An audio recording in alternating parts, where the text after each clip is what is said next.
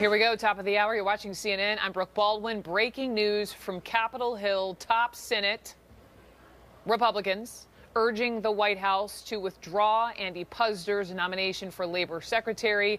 And take a look at this by Democrat Senator Elizabeth Warren. She says if Puzder can't stand the heat, that he should get out of the kitchen. Let's go straight to Manu Raju, our CNN senior congressional reporter on the Hill. And Manu, what's the status? The hearing's supposed to happen tomorrow. What's the status update? Well, Brooke, I've just been told that hearing tomorrow is likely to be canceled. The word coming down that this nomination is expected to be withdrawn from the White House. Now, that official word has not come down yet, so we don't know officially yet if Puzder has dropped out. But we are hearing that is a very likely outcome. And we're hearing that hearing that they did plan for tomorrow is not going to happen. At least that's the expectation on Capitol Hill. This coming after Senate Republicans have communicated directly to the White House that this nomination will not get confirmed because there are 4 firm no votes. That means 4 Republicans senators, in addition to all 48 Democratic senators, plan to vote no. That would be 52 Republican senators. That means he would not get confirmed. In addition to that, we're hearing that there are up to 12 more Republican senators who are likely to vote no as well. This coming after a range of issues coming to make things very difficult for Mr. Puzder to get confirmed, ranging from some of his own ideological views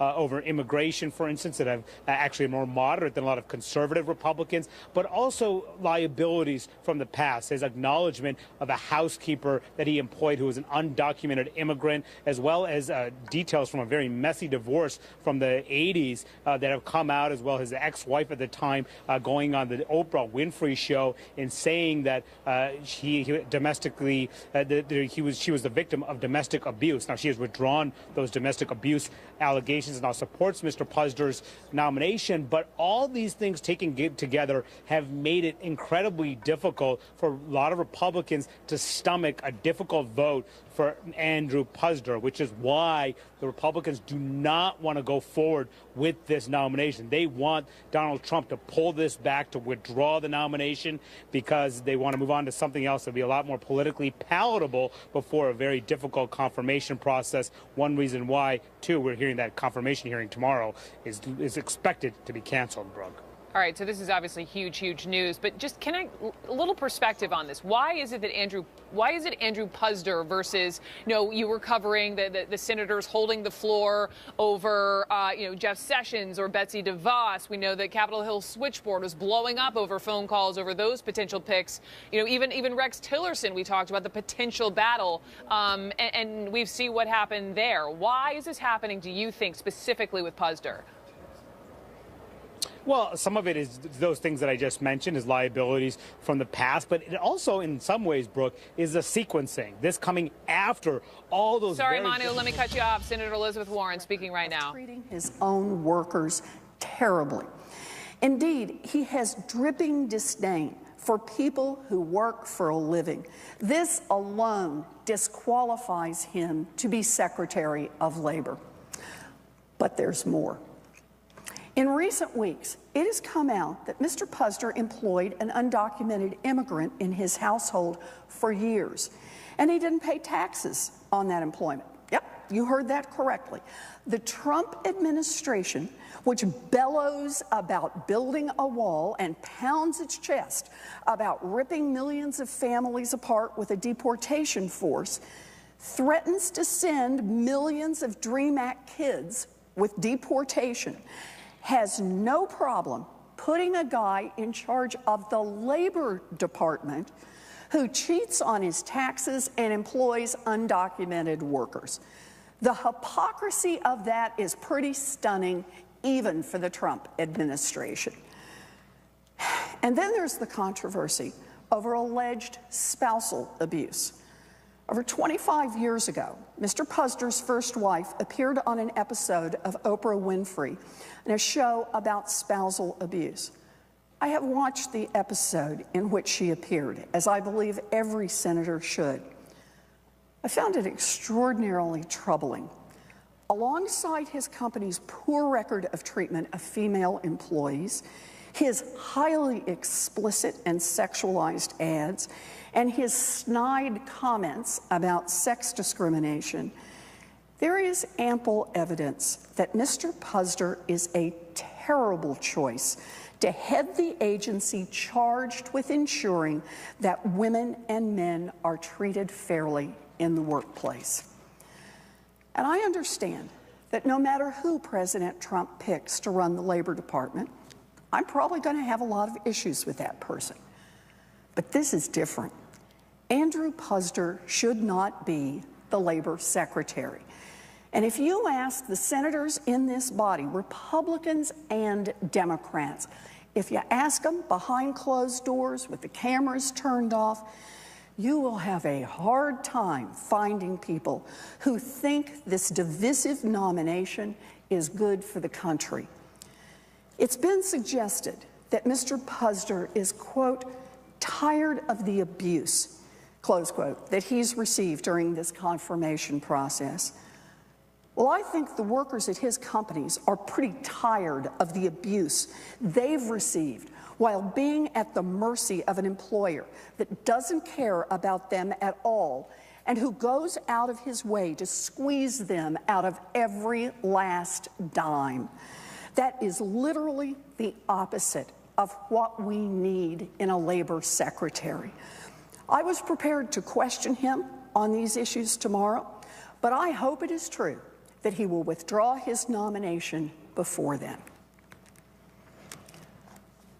I also rise today to express many concerns over the appointment of Congressman Mick Mulvaney as director of the Office of so we're going to pull away from this, but this is Senator Elizabeth Warren, right? And we remember her not too long ago during the speaking about Jeff Sessions, who was eventually confirmed in the silent reading the Coretta Scott King letter. Now she's talking specifically about Andrew Puzder, outlining reasons just as Manu Raju had as far as why Democrats, and by the way, some Republicans as well, now do not want Andrew Puzder to become the next labor secretary. And as Manu just reported, sources are now saying they're expecting to cancel that confirmation hearing tomorrow. So that is significant. And also Republicans in touch with the Puzder team and in touch with the White House described the nomination as, quote unquote, beyond repair. Mary Catherine Ham just sat down next to me, CNN political commentator and also senior writer with The Federalist. Is your head spinning? I mean, a couple days ago, it's the Flynn resignation, and now it's potentially Puzder going down in flames. Well, who had the Hardee's guy in the pool for the one that would not be confirmed? This is the guy. Look, I think there's a couple things going on here. Democrats really want a win on one of these or a loss for the Trump administration. The Trump administration is looking a little weaker because of this flurry of stories. So a couple Republicans might be dropping off for those reasons. And Democrats are able to put a lot of energy and money into two fights.